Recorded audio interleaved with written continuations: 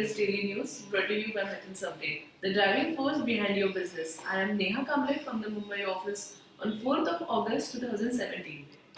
Supreme Court of India has directed the government to revise the National Mineral Policy by December to more effectively regulate the mining industry and stop illegal activity. Indian government has plans to triple steel capacity by 2030 and expand infrastructure and wants to focus on developing its own mineral deposits to reduce dependence on imports and tackle illegal miners.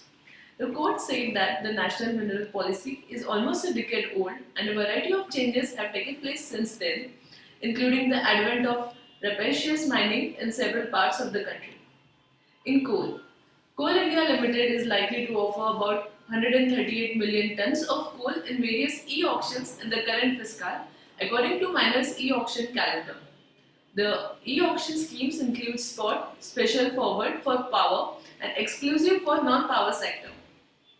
CIS fully owned subsidiaries have given their tentative and provisional offer for the schemes during the current financial year, which may be revised in accordance to the bidding of coal and as per demand.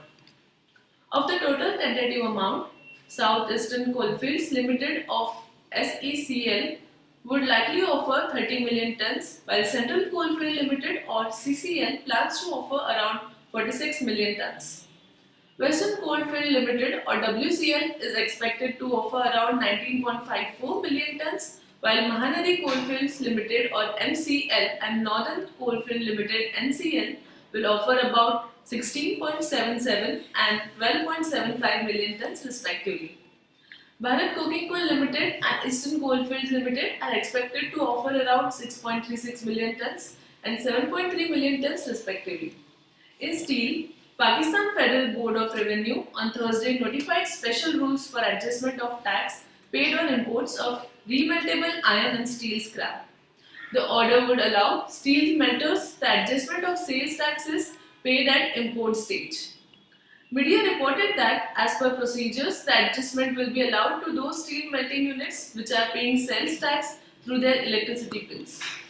In domestic ferrous offers, Metals Update assessed offers of MS scrap from Mandi Gobinda market at Rs 20,000 per ton, while MS ingots at Mandi Gobinda is being quoted at Rs 29,000 per ton. At Ludhiana and Mumbai, the offers have been recorded at Rs 29,500 and Rs 27,500 per ton respectively.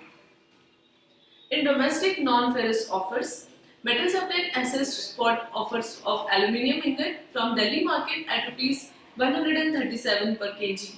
Copper mixed scrap is being offered at Rs 349 per kg and zinc ingot is being offered at Rs 200 per kg on Thursday. Thank you for watching. Join us again tomorrow for the latest updates from the metals market. Visit metalsupdate.com for more information and do not forget to subscribe to our YouTube channel. Have a great day ahead. Thank you.